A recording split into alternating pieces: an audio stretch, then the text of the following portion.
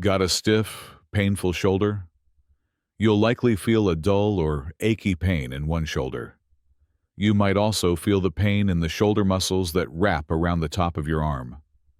You might feel the same sensation in your upper arm.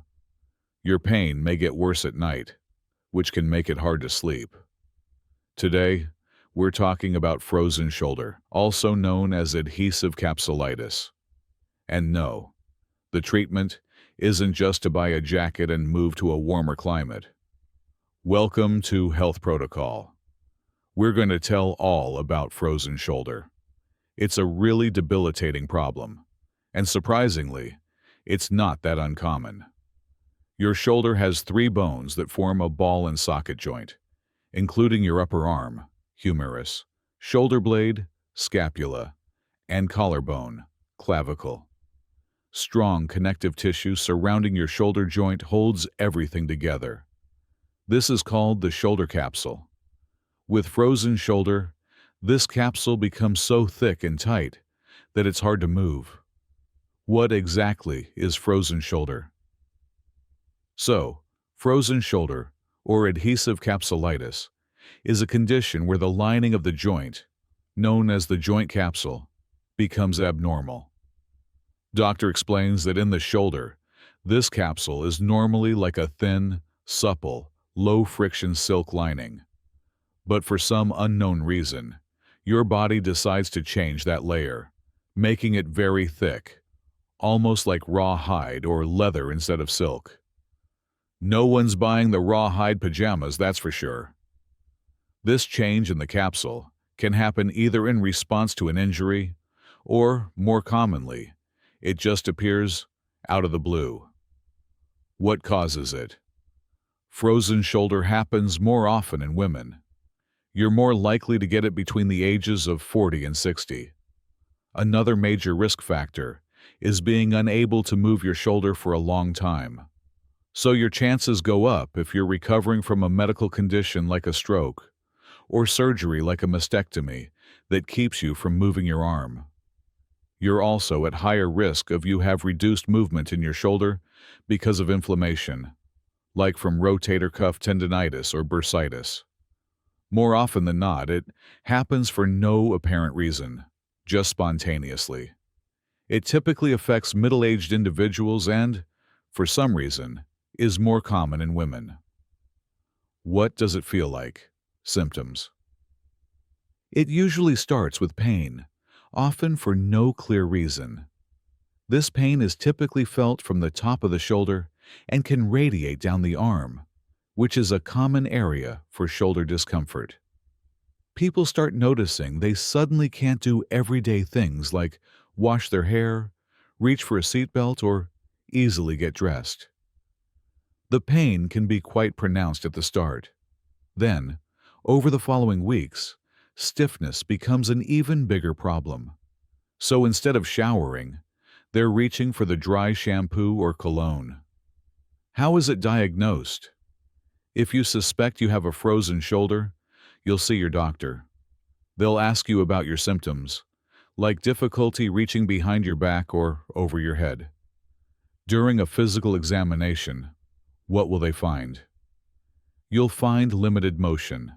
A key sign is restricted movement when your elbow is tucked at your side. Everyone can test this now. If one side moves significantly less than the other, it could be frozen shoulder or arthritis. A simple X-ray can help differentiate between those. Your ability to reach forward and behind your back will also be limited, but restricted external rotation, rotating your arm outward, is often one of the earliest and most telling signs. After a history and physical exam, your doctor will likely send you for X-rays. Can you see frozen shoulder on an X-ray, or are they mainly used to rule out other issues? You're ruling out arthritis because sometimes people are treated for months for frozen shoulder when they actually have arthritis, which can be very painful. You can't typically see frozen shoulder on an X-ray.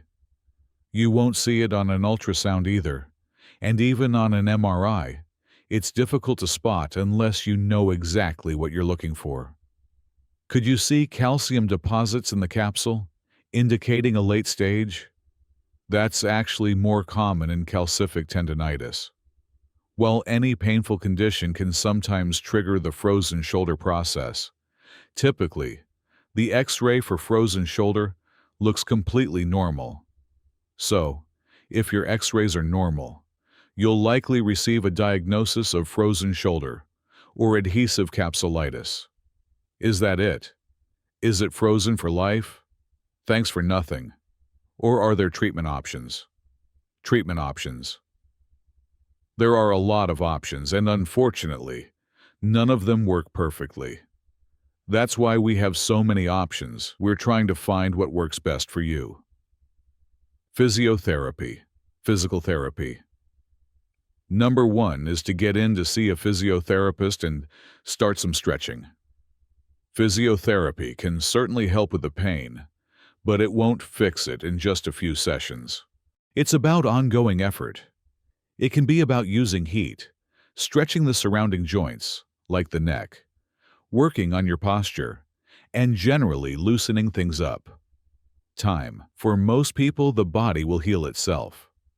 Just as the condition came on mysteriously, it will often resolve on its own. However, this can take a long time, commonly 12 to 18 months. Your symptoms will change and improve throughout that period, becoming less painful, but the full resolution can take a while. Sometimes, waiting it out is the only guaranteed outcome. Injections. Yes, cortisone injections directly into the shoulder joint can be more effective than outside the joint. Sometimes, these injections are combined with a procedure called hydrodilatation, where a saline solution is injected to pressurize and stretch that tight joint lining. This can even burst a small part of that capsule in a predictable, safe way, which can improve motion. Think of it like trying to stretch out a stiff balloon. I had a patient who was so busy, he asked if I could just teach him how to inject himself. I told him, no. Medications. Over-the-counter pain relievers like acetaminophen and anti-inflammatories are designed to help with the pain. They often work better when taken together. While they might not change the overall course of the condition, getting a quick diagnosis and starting physical therapy, along with pain management, might help some people progress faster. Surgery. Is there a role for surgery? Especially if someone has been debilitated for 18 months, is 50 years old, right-handed, and can't do their job? Yes. Manipulation under anesthesia. Back in the day, and we still do it, we perform manipulations. This involves putting you under general anesthetic and then carefully stretching the capsule, essentially tearing some of the stiff tissue. There's a small risk of fracturing a bone, but it can significantly improve motion in the operating room. However, when you wake up, it will be sore, and you might feel like there wasn't much improvement. So it's critical to start intensive physical therapy immediately afterwards. Arthroscopy. Looking in the joint with a camera, we can actually release that tight tissue very carefully, and then do a manipulation. This is Dr. Haberstock's preferred treatment, but it's a bit more involved. It's usually reserved for cases where someone has been debilitated for about 18 months and hasn't improved with other treatments. Prognosis and recurrence. Wow, not exactly a great news video. So, what percentage of people with frozen shoulder, if you follow them for 3 years, will still have problems? The vast majority are going to be better. That's good news. Perhaps less than 5% would still be having problems. It's quite uncommon to have chronic issues. Many people get completely better with just the care from their family doctor and physiotherapist. If you've had frozen shoulder and it resolved, thankfully, perhaps with just injections, is there a high chance of it happening again? or affecting the other shoulder. It can happen on the other shoulder. Doctor says he's never seen it happen on the same shoulder again. But in maybe 20% of people, it can happen on the other side. It's more likely if you have uncontrolled diabetes or hypothyroidism. These metabolic diseases seem to have a correlation. What about a minor injury that stopped you from using your shoulder? Does that predispose you to frozen shoulder? A lot of people are concerned about not developing a frozen shoulder after an injury. More often, people get stiffness after an injury, but it's not the same as true frozen shoulder. So, all stiff shoulders are not frozen shoulders, even though the term gets thrown around a lot. However, all frozen shoulders are stiff. Now you know, so don't despair if you have a frozen shoulder. It's definitely a difficult time, but it's very likely to pass. You just need to hang in there and do what you can to manage the symptoms.